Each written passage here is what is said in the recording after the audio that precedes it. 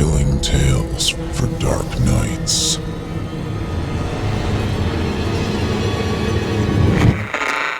Want to make sure you never miss a Chilling Tales for Dark Nights video again? Be sure to subscribe and hit that bell to turn on notifications. The following interactive performance is a second-round entry in Chilling Tales for Dark Nights 2025 Evil Idol Voice Acting Competition. And you, listener, get to help decide who advances to round 3. Voting is simple. Following the performance, simply click the thumbs up icon on this video if you'd like this contestant to move forward, or the thumbs down if you'd like to see them be eliminated. Voting on this entry will conclude 1 week after the date of its posting. Thank you, and good luck to all of our contestants. When a heart fell out of the medicine cabinet, Carrie Pickett screamed. Not 2 seconds ago, she'd wandered in, relieved herself, and opened a swing door for her sleeping pills. Out it rolled, rebounding off the sink and against the floor, with a sickening plop. The sudden movement startled her, and the realization of what it was caused her to reel back in ghastly shock. A human heart on her floor, one of her hands clasped over her mouth, and the other searched blindly for the doorknob behind her. Twisting it open, she lunged out of the room as though the heart were about to give chase. A moment or two later, she gingerly peeked back into the bathroom. The heart was still on the floor, its wet creases reflecting tiny pins of light. Its red shape flexed, and a second after loosened. Once. Twice. Several times. A low muffled sound similar to a dove's coo slipped out of Carrie's throat. It was still beating, pumping nothing but air out of its dark chambers. Mechanically, she rushed to the kitchen and clutched a handful of napkins. For whatever reason, she felt better holding them. When she returned, the heart was gone, arteries and all. It left no blemish on the floor or cloudy splatter on. Fright and relief flushed through her system. She shuddered, thankful that the thing was gone, but horridly perplexed at what had just transpired. Did she imagine it, or had it actually happened? For the next few hours, ranging minute to minute, she'd poke her head through the door, checking if the heart had returned. When enough bravery accumulated, she opened the cabinet and sifted through it. No weird marks, no heart-sized trapdoors, nothing deranged at all. Just your imagination, the soft voice of coping whispered. You need more sleep. No more scary movies for you at night. The sleeping pills. Check the expiration date on your sleeping pills. Reassuring as the thoughts were, she could not get the image of a heart on her floor out of her mind. So vivid and wet and horrifically corporeal. A visual fallacy was one thing, but she'd heard it smack wetly against the floor, watched it beat with some ungodly pulse. No, she said out loud from the hallway, no different from her 10-year-old self towards anything she disagreed with. No, no, no. Hearts do not fall out of cabinets. Sane people do not see these things. Just the thought, the idea of such a horrible thing happening in her home offended her entirely. But despite the flux and flow of panicked thoughts, she was still able to sleep thanks to the pill she took. Having convinced herself the heart was some strange hallucination, she got up bright and early and tidied up the house. That was the only therapy she needed in times of stress. A clean, quaint home. Not only that, book club was tonight. Carrie loved the meetings and found them to be the only thing she looked forward to throughout the week. It reminded her of how far she'd come in her lovely life, in a lovely neighbourhood, with lovely friends. I belong here, she told herself often. I deserve this. Skipping the bathroom entirely, she decided to clean the sewing room, where her mother's ashes sat on the oak sewing table. The urn was navy blue with a white flower grafted into its design. Next to it, a picture of Marion Pickett smiled, hair a perfect Farrah flip. She was once an avid dressmaker, before the Alzheimer's set in. The word sat in a row of ugly letters within Carrie's thoughts and still made her shudder. Draped lazily over a chair was her mother's favourite cottony white shawl. It was rarely not hanging over her thin shoulders. She'd found it in a rummage sale and instantly fell in love.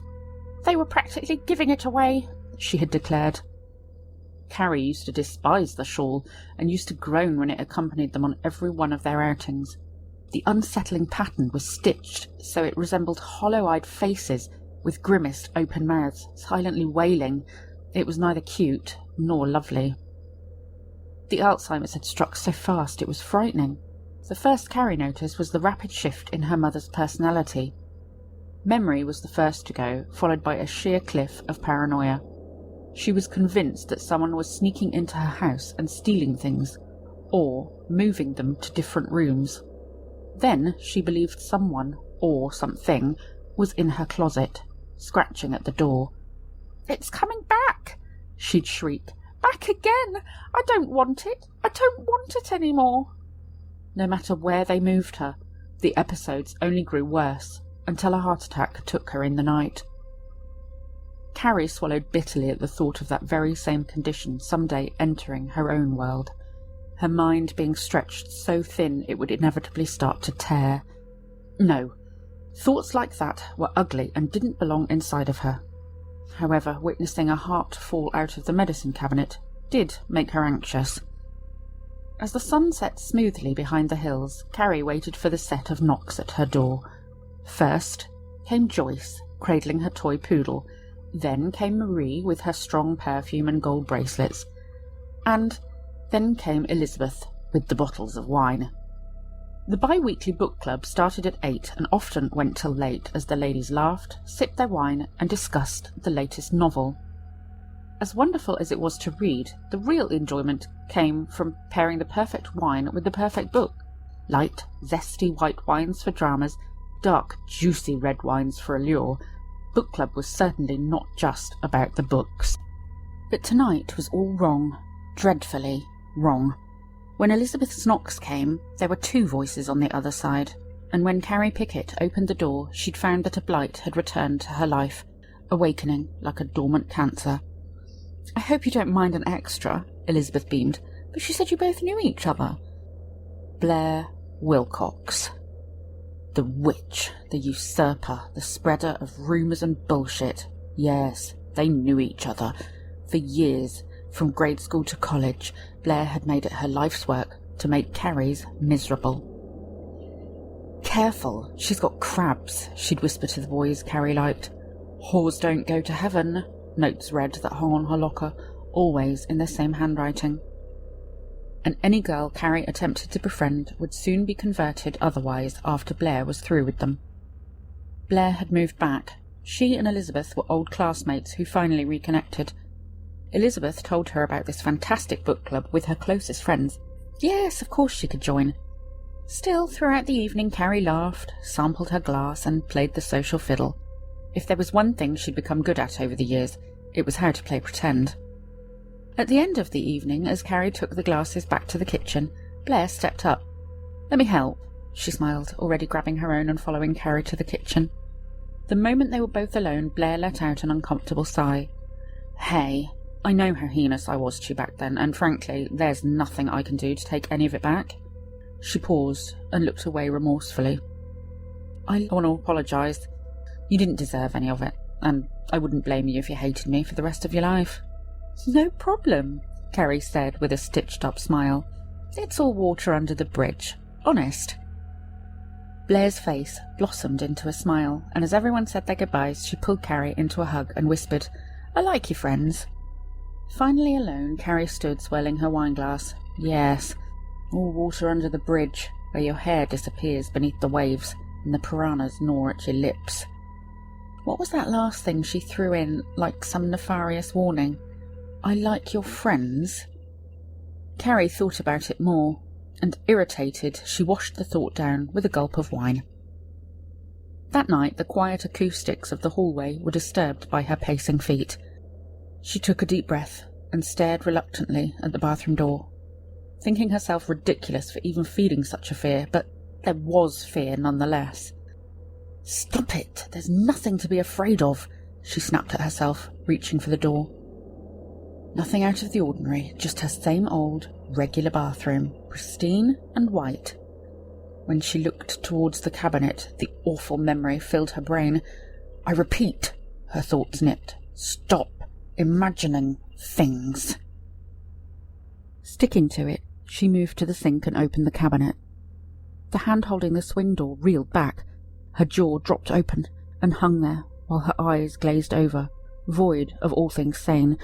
A heart, still pulsing, was hanging in a flask-shaped sack anchored to the back of the cabinet. Red, webby veins spread like tendrils over the shelves, stretching and twining over Carrie's toothpaste, her razor, her mouthwash, her medicines. Their branch-like tips were still growing and inched their way downward towards the sink, like vines on an ancient temple. Carrie wanted to scream, and perhaps in some part of her she did, but instead ran to her room, grabbed her cell phone, and leaped back to the bathroom. By the time she set the camera and clicked the button, the cabinet was empty once again. No heart to be found, or photographed. She thought to call the police, but wondered how that conversation would go. "Yes, operator, a beating human heart was in my bathroom. Sure, I'll hold." Next, the neighbours would see the police cars in front of her house. Then the gossip would start, with Blair leading the charge, she thought. "What did I do to deserve this?" she asked gloomily as she slid to the floor and rubbed her temples. "Why am I being tormented? What does it want? Whose heart is it?" Everything was off-centre, and her reality was growing more slanted by the minute. Soon enough it would go vertical, and there it would be, a descent to madness. As she took a few breaths to calm herself, a petulant voice crept from inside the cabinet. "What? Sure." As if by itself, Carrie's body left the floor and ended up in the garage, where she grabbed a box of nails and a hammer. Slamming the cabinet closed, she nailed each and every side shut. "No," she punctuated every smack of the hammer. "No, no, no, no." Once finished, she stepped back to marvel at her work, realising only afterward that she probably should have taken out her things first. Shawl, she thought. That was the word she had heard moments ago. It was clear as day. Carrie marched into the sewing room and grabbed the thing. This ugly thing she'd allowed into her home had no doubt played a part. It did not belong.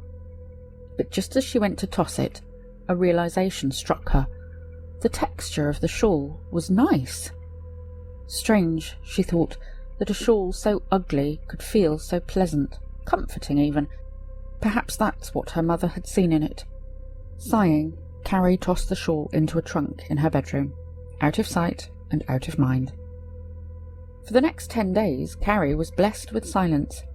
Every so often she'd lean an ear against the cabinet, listening for any muffled thump or wet, crawling sounds. When she heard nothing, she'd smile and mutter softly, "I won." Her life had returned to its usual charm. When the book club rolled back around, she figured Blair would be joining them again. Why wouldn't she?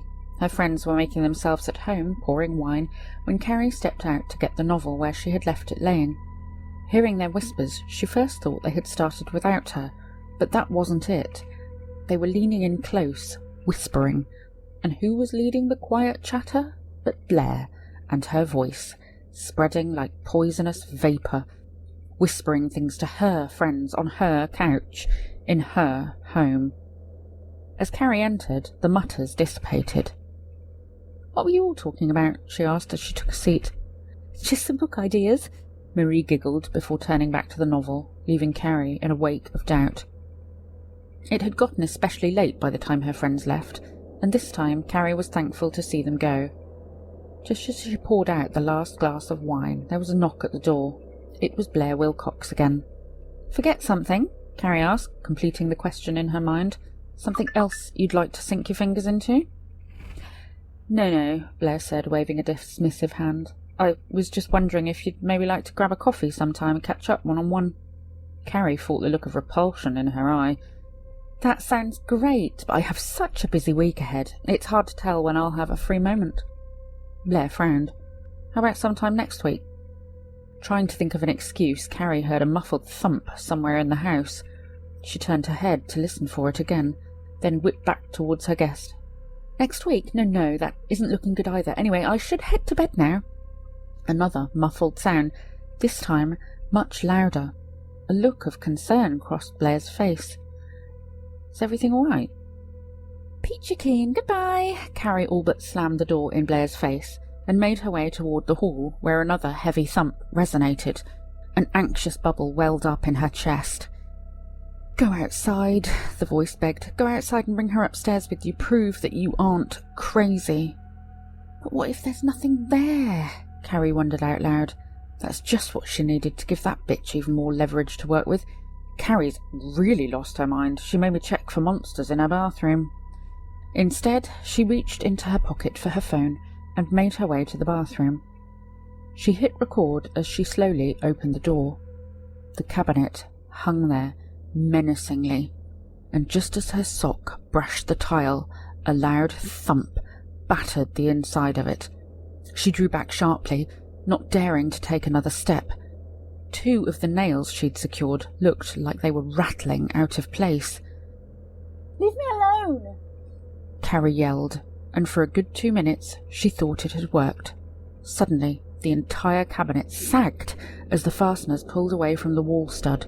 Its integrity was yielding as the woodwork stressed and splintered. The door ripped open and broke right off its hinges.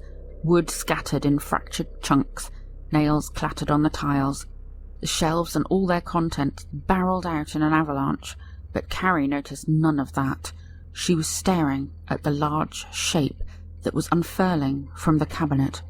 A woman flopping onto the bathroom floor, or rather the upper half of one. Her skin was a muted, septic colour, so thin that the grooves of her spine protruded. Black, mottled hair hung wet over her shoulders and her milky eyes. The bottom half of her jaw was gone, leaving a blue, shriveled tongue to swing and wriggle. And although her mouth hung loosely open, that same petulant voice oozed out. "Where's my shawl?"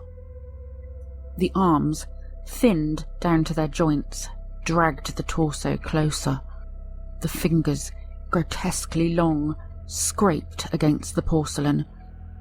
No legs trailed behind it, but ragged, stringy endings, and lying exposed in the cavity of her ribcage was the pulsing heart. "Alzheimer's take me now," Carrie uttered, stumbling towards the hallway. The phone slipped from her grasp. She slammed the door closed. "This isn't real. It's crazy. It can't be real." The hands scratched at the door. An ugly finger slipped out and felt its way around the carpet. "Not real!" Carrie screamed, bashing at it with her heel. The finger snapped to the side as its bone jutted hideously outward. "Where's my shawl?" the voice repeated, so close now she could feel the nip of cold breath at her ankles. Screaming as she ran, Carrie careened down the hallway, grabbing her keys and racing to the car. Even as she pressed on the gas and raced down the street, she could not stop screaming. At first light, the glow of the rising sun crept sluggishly over the house. Birds had started to chirp, and the grass was heavy with morning dew. Carrie Pickett slowly pushed the door to the house open and uneasily slipped inside. She was holding a knife, the price tag still on it. The house was quiet like nothing had happened, and she was certain the coast was clear. Carrie departed into her room, ripped the shawl from the trunk and tossed it into the gas fireplace. It took mere seconds before Carrie was watching the flames creep over the embroidered wailing faces. "Not my shawl! Not my beautiful shawl!" Her mother's voice was shrill. But the thing did not burn. It defied all logic, all physical rationality. Carrie watched in a blend of amazement and horror as the flames seemed to waft away from its woven texture. "You are cursed," she muttered to it as she twisted the valves and waited for the flames to die. "You cursed my mother, now you've cursed me." She left the shawl and went back upstairs where the bathroom door was still shut. Hoping she'd find the bathroom spotless like before, she hesitantly opened it. Everything was still a mess, with bits of marred cabinet and contents spread all over the place. Reminders what she had experienced really had happened, that it was all real, that it existed. Using a broom, Carrie retrieved her phone to watch the cabinet door rip from out of its socket. She heard her own yelling, but there was no woman in the frame, no voice calling out to her. What had it been demanding? The shawl? A ghost? A demon? She wanted to wallow, to bury herself in a new, crooked reality. What if she threw it out completely? What if that only makes it worse? Then pass on the curse, a voice whispered in her thoughts. Sell it in a pawn shop, have a rummage sale, get rid of it. Horrible as the gesture sounded, she'd be lying to herself if she said it didn't provide a bit of comfort. It's a way out, however wicked, but could she really live with herself? After some thought, Carrie made up her mind. It was noon when she pulled up to the White House. The yard was neat and pleasantly green, with lurid flowers that bunched up at the curb. Box in hand, Carrie made her way to the door. It took only a minute for Blair Wilcox to open up, surprised at the sight of Carrie. "Oh, hey there." "Hello," Carrie smiled. "Elizabeth gave me your address. I hope you don't mind the intrusion." "Not at all. How can I help you?" "Well, I'm moving, and I thought it awfully rude to fall off the map after we'd just been reconnected." Her gaze fell to the box. "Your apology meant the world, and I thought what better way to thank you than to give you something in return." "Oh, you didn't have to do something like that," Blair shrugged dismissively. "Please," Carrie said, holding out the box. "I really want you to have this." Blair took the box and nodded. "Well, thanks. I appreciate the gesture." To which Carrie smiled and said sweetly, "So do I."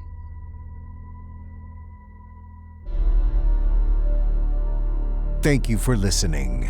I'm your host, Steve Taylor, reminding you that if you haven't already, don't forget to cast your vote for this contestant via either a thumbs up or a thumbs down vote. New entries will be posted throughout this month. Be sure to tune in and vote for each of them and help decide who becomes the next evil idol.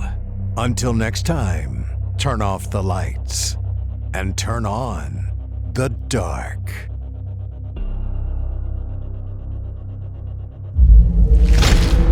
Chilling tales for dark nights.